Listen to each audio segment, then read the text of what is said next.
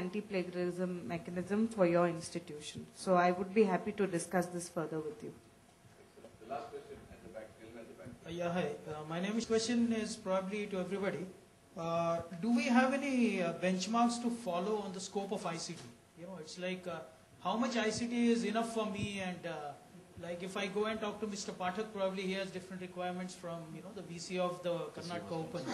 So can we have some benchmarks, maybe by IGNOU or maybe by Ernst & Young in the form of a report, or this much should be there at least in an ICT. The last word is to Professor Srivatsam, who started the deliberations today. So he will not only answer your question, also sum up any other points which you have missed out. Thank you, Professor. Well, I would like to react. Let me go in the reverse order because the last person will be anticipating a response. Actually, benchmarks for how much ICT, first of all, we have to define the approach of measuring the impact of ICT or incorporation of ICT into a system. Within IGNOU itself, we are raising this debate, and in fact, yesterday I gave one of the friends a paper which you can download on the net on reinventing e-learning, reaching e-learning to the unreached. But I'm trying to work with a team to develop what I call a course maturity rating. It's a kind of enabling rating. It is not to comment on the thing. This course maturity rating is, okay, very first level of maybe 1-star rating, so to say, means you have got a web-based facility to interact with students, something like that. A 2-star rating means approved resources are available, posted and accessible online. That means increasing the star rating means increase the level of ICT in an effective manner to address the teaching learning process. I'm trying to introduce this so that we can modulate and moderate the way ICT is incorporated in each course. It's a big challenge. In fact, I have to involve the entire IGNOU in its debate, and we are doing that. Others are most welcome. This could be a good topic for National Association for Educational Excellence also to take up and post standards on that.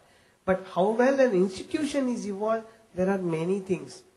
Not only, for example, Washington Accord and all stipulate something. This is very important because India is going to supply 25% of the workforce in 10 years' time, world workforce, and we need to have our people internationally accredited, and that is another kind of challenge. Coming to plagiarism, I believe the best way to avoid plagiarism is force the content to be published under Creative Commons license on the internet. It will immediately scan, everything comes out, the community will find it out, the Google search will find it out, and there is an open society moderation. It's a big advantage for open access publishing is that plagiarism is automatically screened by the very internet itself. So in IGNOU, we are steadily putting all our content in the open, so that even those who are authoring will have to be cautious that it is going to be scanned on the internet. So that fear will sort of remove the plagiarism. Of course, when it is plagiarism at the level of students' project reports, thesis and all, there are companies which offer services. You can ask them to scan, like Turnitin is one example, and they may charge so much rupees per thesis, and we have to work out a revenue business model. It's a very hard thing in IGNOU when we have BCA, MCA program projects come, tens of thousands. How do we know the same thesis is not duplicated and produced by others? Obviously, it's a BPO we need. Yes, once you put Creative Commons license, automatically it is coming under a certain copyright issues. Okay, it is protected. Actually, we need a separate workshop or session on open access publishing. There's a lot of license issues. There is GNU Public Document License, GNU Creative Commons writings, and so on. The other thing is that it is not what we are teaching, it is how we are teaching. That becomes the fundamental aspect, and how we assure the learning teaching engagements in the learners by the system concerned and the peer-to-peer interaction. Can we create that quality learning ambience that exists in our IITs or others in the web, using the web, using web communities? But I may say that IIT Bombay, Amrita Vishwa Vidyapeetham, they have now developed an open source product called AView, which allows such kind of peer-to-peer engagement on the learning.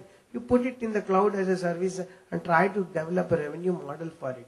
I think a lot can be done in this area, and we should learn from Google how we have gone about, and we can create this new class of industries.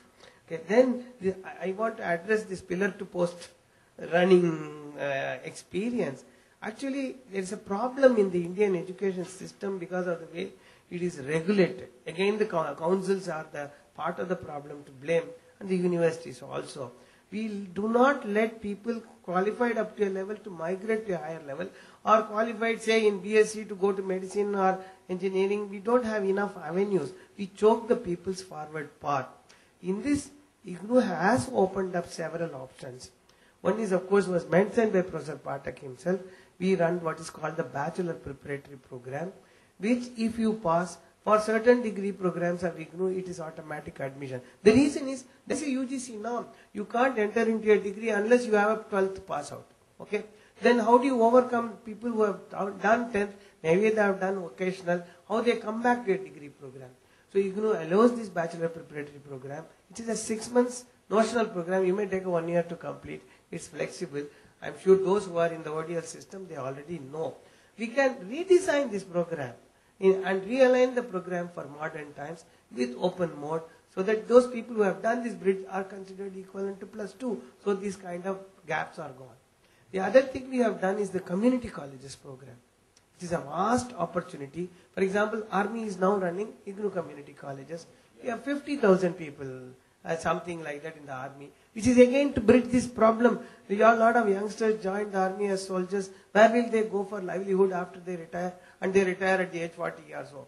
And so we have to capture them, and this will give them a livelihood opportunity, which means about 1 day a week they are engaged in this. Okay, there are many such things. So anyway, time is running out. So we will continue the debate on the internet. Thank you, ladies and gentlemen, and also. One question, please. A serious and very interesting. Yeah, please. Kindly allow me only half second. Yes. So actually, I am basically mechanical engineer. I am retired as senior mechanical engineer from Indian Railways. I am working as associate professor in an engineering college, private engineering college here. And I wanted to do my MS through online from US. So I have tried from California, South University, and I have acquired my MS degree. Now I want to go for a doctorate, PhD. But I want to just have any university that is awarding MS from India, I mean for the on life experience basis, or any PhD being awarded on the life experience basis from India, any university, or is it valid, whatever the degree I'm getting from US? Okay, this is a personal question. Sit down. Please kindly sit down. Please. Yeah. Now we want to thank all the panelists, and thank you, ladies and gentlemen, for a very invigorating session, especially the panelists. Thank you very much.